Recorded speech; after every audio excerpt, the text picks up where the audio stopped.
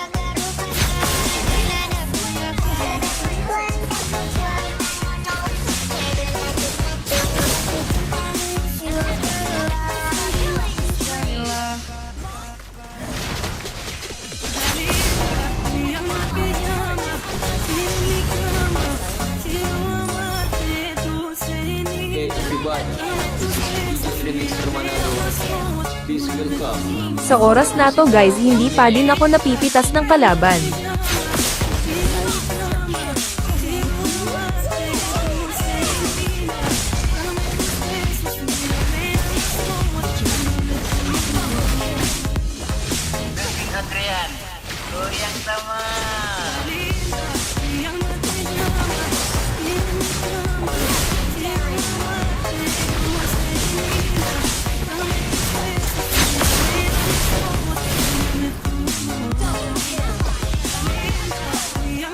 Dito nakuha ko yung Lord at nakamania pa ako.